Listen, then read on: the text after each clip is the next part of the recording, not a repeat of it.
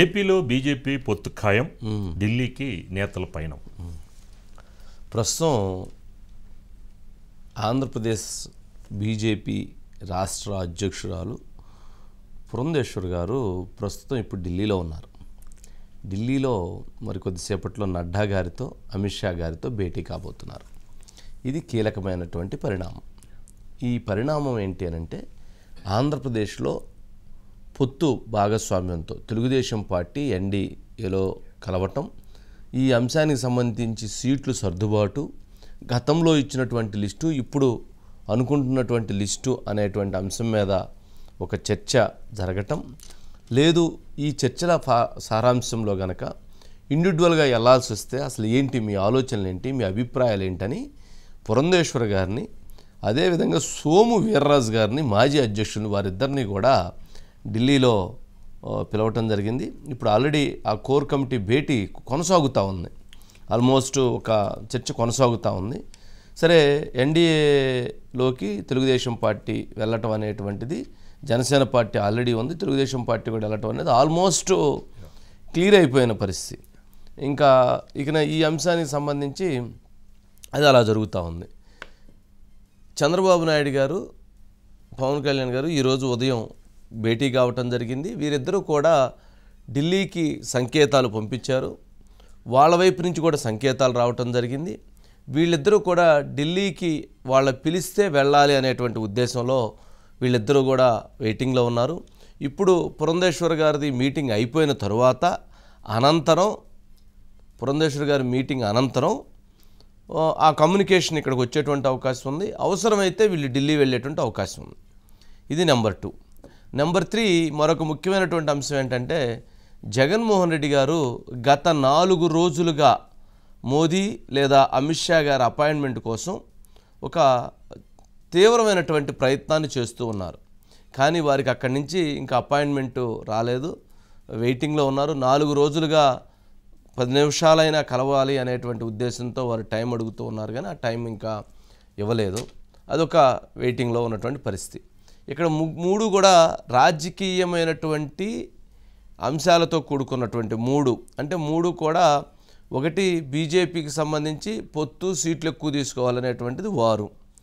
2 Telugu Desam party, Janasena ఎన్డీఏలో join అవటం, సీట్లు తక్కువ స్థానాలు ఇచ్చి ముందుకు వెళ్ళాలనేటువంటి ఆలోచన తెలుగుదేశం పార్టీది. నెంబర్ 3 వైఎస్ఆర్సీపీ పార్టీది, మీరు తెలుగుదేశం జనసేనతో పొత్తు పెట్టుకోకుండా వెళ్ళండి అని చెప్పేటువంటి భావన వాళ్ళది. రాజకీయమైనటువంటి ఒక చదరంగాన్ని ఢిల్లీ వేదికగా ఆడేటువంటి ప్రయత్నం జరుగుతూ ఉంది. సరే, మనకు అందుతున్నటువంటి సమాచారం ప్రకారంగా ఏదైతే 5 ఎంపీ స్థానాలు, 9 ఎమ్మెల్యే స్థానాల విషయంలో ఇప్పుడు ఎవరైతే గట్టిగా డిస్కషన్ జరుగుతుందని చెప్తున్నారు. దాంట్లో మనం చూస్తే 5 ఎంపీ 9 ఎమ్మెల్యేల్లో అరకు, మనం ఇంతకుముందే చెప్పాము, కొత్తపల్లి గీత అరకు నుంచి పోటీ చేసేటువంటి అవకాశం ఉందని, రాజమండ్రి నుంచి ఎవరైతే ఏపీ బీజేపీ అధ్యక్షురాలు పురంధేశ్వరి గారు కంటెస్ట్ చేస్తారని, ఇక నర్సాపురం నుంచి రఘురామకృష్ణంరాజుని బీజేపీలోకి తీసుకొని అక్కడి నుంచి కంటెస్ట్ చేసేటువంటి అవకాశం ఉందని, అలాగే తిరుపతి ఎవరైతే రత్నప్రభ కుమార్తె లేక దాసరి శ్రీనివాసులు లేక మరొకరా అనేటువంటిది, అంటే సెంటిమెంటల్గా ఉంటుంది అనేటువంటి ఉద్దేశంతో అది ఒక చర్చ జరుగుతూ ఉంది. ఇక రాజంపేట లేదా హిందూపురం, రాజంపేట అయితే నల్లారి కిరణ్ కుమార్ రెడ్డి మాజీ ముఖ్యమంత్రి లేక సీఎం రమేష్, రాజంపేట అయితే లేదు. హిందూపురం అయితే కనుక సత్యకుమార్ పేరు బలంగా వినిపిస్తుంది.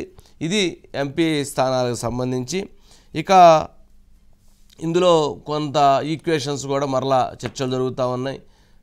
ఏలూరు తీసుకోవాలనేటువంటి ఆలోచనలు కూడా ఉన్నాయి. ఏలూరు అయితే కనుక సుజనా చౌదరి గారి పేరు కూడా వినిపిస్తూ ఉంది. సరే, ఆ ఈక్వేషన్స్ అన్నీ నడుస్తూ ఉన్నాయి. సరే, సరైనటువంటి ప్రాధాన్యత, సరైనటువంటి దాన్ని తీసుకోవాలనేటువంటి విధంగా చర్చలు. ఇక 9 అసెంబ్లీ స్థానాల విషయంలో చూస్తే గుంటూరు వెస్టు, విశాఖ నార్తు, జమ్మలమడుగు, కైకలూరు, ధర్మవరం, కాళహస్తితో పాటు తిరుపతి, గోదావరి, అనంతపురం జిల్లాల్లో ఒక్కొక్కటి తీసుకోవాలన్నటువంటి ఆలోచనలో ఉన్నారు. ఇప్పుడు అనంతపురం అంటే ధర్మవరము అక్కడ సీట్ ఇదైపోతుంది. గోదావరి జిల్లాలో సోమవీర్రాజు గారు తాను అగ్ని పరీక్షించుకోవాలి తన రాజకీయ భవిష్యత్తును అనేటువంటి దాంట్లో ఆయన కూడా పిలిచారు కాబట్టి ఆయనకు కూడా ఒక స్థానం కోసం ఆయన కూడా యుద్ధం చేస్తున్నారు. మరి ఆయన కానీ నుంచుంటే ఆయనకి తెలుగుదేశం పార్టీ జనసేన పార్టీ ఓట్లు వేస్తాయా లేదా అనేటువంటిది డౌటే. బీజేపీ ఓట్లు తెలుగుదేశం జనసేన పార్టీకి అవసరం లేదు. ఎందుకంటే ఆ 1% వీళ్ళు ఏం చేసుకోవాలని ఎక్కువ బరువు ఎక్కువైంది. మరి వాస్తవం మాట్లాడుకుంటే కొంచెం ఇబ్బందిగానే ఉండిద్ది. సరే వాస్తవాలు ఎందుకు లేని బరువు ఎక్కువైంది కదా, ఒకటే నెత్తి మీద పెడితే బరువు ఎక్కువైంది. 40+7 47 ఇక్కడ కలిపి 1 47 వెయిట్ ఎక్కువ ఉండిద్దా 1 ఎక్కువ ఉండిద్దా అంటే అర్థమైపోయింది కదా. సరే కొంచెం ఇబ్బందిగా ఉండేటువంటి అంశం. సరే వారికి వేస్తారా లేదనేటువంటిది అది చూడాలి. పొత్తులో భాగంగా వెయ్యాలి కదా అంటే మిగిలిన వాళ్ళకి వేస్తారు కానీ ఆయనకి వేయటం అయితే కష్టమైనటువంటి అభిప్రాయాలు కూడా ఉన్నాయి. సరే ఆయన ఎందుకో వాళ్ళతోటి డిఫర్ అవుతూ వచ్చాడు. ఇప్పుడు మరి ఈ మీటింగ్లో కూడా పొత్తు అసలు వద్దంటే వద్దని చెప్పిన ఆయన ఏమన్నా గట్టిగా అబ్జెక్షన్ కూడా చేసేటువంటి అవకాశాలు ఉన్నాయి. పురంధేశ్వరి గారు మాత్రం పొత్తుతోటి వెళ్ళటం మంచిది, ఇక్కడ ఎంపీ స్థానాలు ఉంటాం, అసెంబ్లీలో ఉంటాం, పార్లమెంట్లో ఉంటాం, రెండు కలిసేటువంటి అవకాశం ఉంటుందనేటువంటి దాంట్లో వాళ్ళు ఉండొచ్చు. సరే గుంటూరు వెస్ట్కి సంబంధించి పాతూరు నాగభూషణం పేరు లేదా మరొక 2-3 పేర్లు వినిపిస్తూ ఉన్నాయి. విశాఖ నార్త్ మనం చూసి విష్ణుకుమార్ రాజు ఆల్రెడీ అక్కడ ఉన్నాడు. ధర్మవరానికి సంబంధించినంత వరకు సూర్యనారాయణ ఉన్నాడు, సూరి. అట్లాగే కైకలూరు సంబంధించి కామినేని శ్రీనివాసు తిరుగుతూ ఉన్నాడు. కామినేని శ్రీనివాసు ఏజ్ ఫ్యాక్టర్ అని చెప్పని కొన్ని అబ్జెక్షన్స్ కూడా పెడుతూ ఉన్నారు. సరే అక్కడ అవసరమైతే వాళ్ళ కుమారుడినో లేదా ఎవరినన్నా దించేటువంటి అవకాశం కూడా ఉంది. ఇది ఓవరాల్గా శ్రీకాళహస్తి అమ్మాయి ఎవరో తిరుగుతా అమ్మాయి కష్టపడుతూ ఉంది. సరే ఇట్లా ఓవరాల్గా తిరుగుతున్నటువంటి స్థానాలు. సరే రాజకీయంగా చూసినప్పుడు కొన్ని ముఖ్యమైనటువంటి పరిణామాలు ఏంటి అంటే జరుగుతుంది ఢిల్లీ వేదికగా.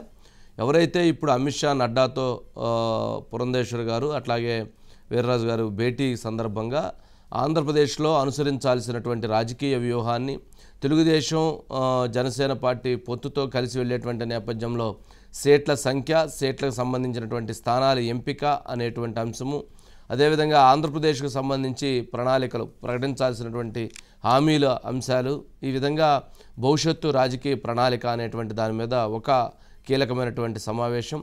ఇక తెలుగుదేశం పార్టీ జనసేన పార్టీ వైపు నుంచి ఢిల్లీ నుంచి పిలుపు వస్తుంది. ఢిల్లీ నుంచి పిలుపు వచ్చిన తర్వాత ఆ పిలుపుని బేస్ చేసుకొని ముందుకు వెళ్ళాలి అనేటువంటి దాంతో వాళ్ళు వెయిటింగ్లో ఉన్నారు. అందుకనే అత్యంత కీలకమైనటువంటి అంశం రేపు జనసేన పార్టీ లిస్టును ప్రకటిస్తామని చెప్పారు. జనసేన పార్టీ ప్రకటించేటువంటి లిస్టులో మనం చూస్తే 19 ఎమ్మెల్యే స్థానాలు, 3 ఎంపీ స్థానాలు రేపు ప్రకటిస్తారని చెప్పారు. కానీ ఢిల్లీ నుంచి 3 ఎంపీ స్థానాల విషయంలో కొంత చర్చ జరుగుతూ ఉంది ఢిల్లీ నుంచి అందుతున్నటువంటి సమాచారం ప్రకారంగా. అందుకని రేపు పోస్ట్పోన్ చేయడం జరుగుతుంది. 9వ తారీఖు మ్యాక్సిమం 10వ తారీఖు లిస్టు ప్రకటించాలనేటువంటి ఆలోచనకి ఇరు పార్టీల నేతలు కూడా రావటం జరిగింది. 10వ తారీఖు ఇరు పార్టీల నేతలు గతంలో అయితే ఎలా ప్రకటించారో ఈసారి కూడా అలాగే ప్రకటించాలి, కలిసి ప్రకటించాలనేటువంటి దిశగా ఈరోజు జరిగినటువంటి సమావేశంలో దాన్ని వాయిదా వేసుకున్నారు. కావున ఢిల్లీ వెళ్ళి వచ్చిన తర్వాతే ఈ ప్రకటన ఉండేటువంటి అవకాశం ఉంది. ఎంపీ స్థానాల విషయంలో కొన్ని నెగోషియేషన్స్ అటు నుంచి ఇటు లేదా ఇటు నుంచి అటు ఎవరైతే బాగుంటుందంటే గెలిపే లక్ష్యంగా ముగ్గురు కలిసి పనిచేయాలనేటువంటి దిశగా చర్చలు జరుగుతూ ఉన్నాయి. ఇక జగన్మోహన్ రెడ్డి గారు అయితే ముఖ్యమంత్రి గారు గత 4 రోజులుగా ఢిల్లీకి మెసేజ్ కమ్యూనికేట్ చేస్తున్నారు, అపాయింట్మెంట్ కోసం ప్రయత్నం చేస్తున్నారు. మోదీ గారిని కలిసి రాజకీయపరమైనటువంటి జరుగుతున్నటువంటి పరిణామాల విషయంలో వారు కీలకమైనటువంటి అంటే వారు లాస్ట్ ఛాన్స్, పొత్తు ఉద్దు వారితో, మీరు పొత్తు ఉద్దు, నేనున్నాను మీకు, మీరు వారితో ఉద్దు, నేనే గెలుస్తాను, నేను మీకుంటాను, మీరు కలవటం వలన వారిని మళ్ళీ తెలుగుదేశం పార్టీ జనసేన పార్టీని బతికించినట్లయిద్ది, మీరు వాళ్ళిద్దరినీ కూడా మీరు కలవబాకండి అని వారి రిక్వెస్ట్. అది అంతే ఉంటుంది కదా, ఎవరైనా కానీ రాజకీయంగా అదే కోరుకుంటారు. అందుకని వారు ఆ రిక్వెస్ట్ కోసం వెయిట్ చేస్తున్నారు. మరి అపాయింట్మెంట్ ఇవ్వలేదు. మరి ఏదన్నా రేపు ఈ 2-3 రోజులు ఏమైనా అపాయింట్మెంట్ ఇస్తారని చూడాలి. అమిత్ షా గారు కూడా మోదీ గారి దగ్గర నుంచి క్లియరెన్స్ లేకపోవడంతో జగన్మోహన్ రెడ్డి గారితో ఇంతవరకు ఆ భేటీ కూడా జరగలేదు. సరే ఓవరాల్గా ఈ పొత్తు సీట్లు అంశాల విషయంలో చాలా క్రియాశీలకంగా సంప్రదింపులు చర్చలు జరుగుతూ ఉన్నాయి. సరే దీనికి సంబంధించి బయట పాపం కొడాలి నాని గారు అసలు వారేదో చెప్పారు, ఒకసారి అదే చూడండి, ఒకసారి బయట. ఊరికినే సొల్లు కాబుర్లు. పురంధరేశ్వరి మేము తాకట్టు రాష్ట్రాన్ని పెడతాం కాదు, పురంధరేశ్వరి ఆవిడ ఎంపీ అవటం కోసం తెలుగుదేశం పార్టీకి బీజేపీని తాకట్టు పెట్టాలని చూస్తుంది. ఆవిడ బీజేపీని తెలుగుదేశం పార్టీకి తాకట్టు పెట్టి ఆవిడ మరిదికి ఆవిడ ఎంపీ అవ్వాలని చెప్పి ప్రయత్నం చేస్తుంది. బీజేపీ శ్రేణులు రేపు రాబోయే రోజుల్లో బీజేపీ వాళ్ళు ఆవిడ పదవి కూడా ఓడగొడతారు. ఆవిడికి ఒక ఎన్టీ రామారావు కూతురుగా పుట్టి పదవి కోసం కాంగ్రెస్ పార్టీలో చేరి కేంద్ర మంత్రి అయ్యి మళ్ళీ ఆ పార్టీని సంకనాకిచ్చేసి మళ్ళీ వచ్చి బీజేపీలో చేరి ఏదో రకంగా పదవులు సంపాదించుకోవాలి, బీజేపీ సంకనాకిపోయినా పర్వాలేదని చెప్పి ఆవిడ ప్రయత్నాన్ని రాష్ట్ర ప్రజలు ఉమ్మేసేటువంటి పరిస్థితి ఉంది.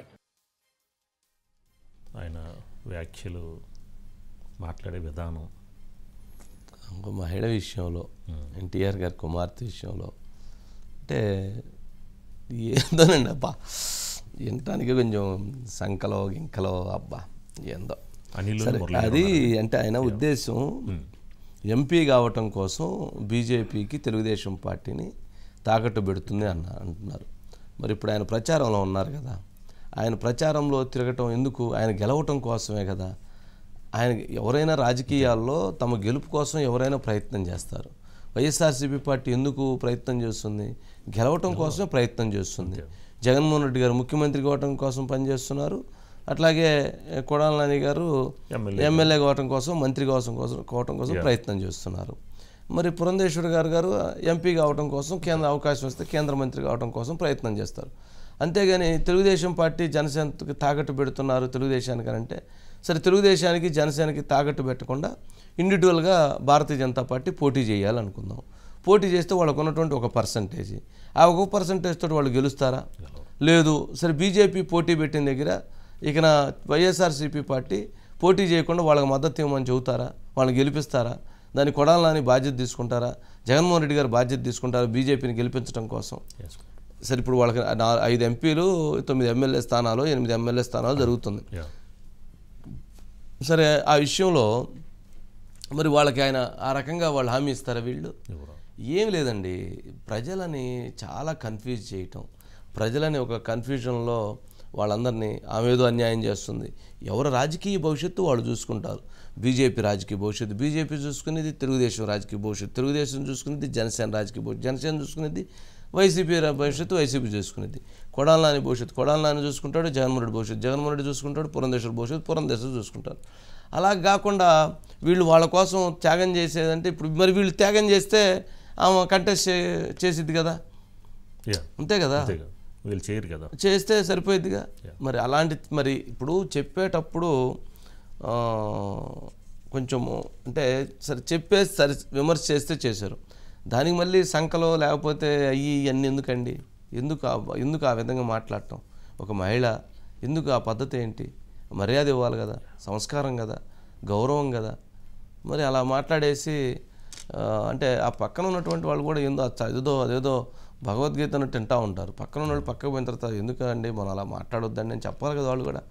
వాళ్ళు కూడా జనాలకి ఏంటంటే ఇప్పుడు ఆ ఫోటోలో కనిపిస్తే ఇదని అనుకుంటారని తెలియదు. కానీ మనం మాట్లాడేటప్పుడు సరే ఆఫ్ ది రికార్డ్ నువ్వు ఏదన్నా మాట్లాడేవంటే అది ఓకే. ఇప్పుడు మీడియాతోటి మాట్లాడేటప్పుడు దాన్ని ఎస్టాబ్లిష్ చేసేటప్పుడు దానికి కొంచెం పద్ధతి, గౌరవం, మర్యాద ఇచ్చి చేస్తే బాగుండిద్ది అనిపిస్తుంది. సరే మనం చెబుతూ ఉంటాం, ఆయన మరి మనం ఏం చేస్తాం. సరే ఇది ఓవరాల్గా ఉన్నటువంటి అంశం అని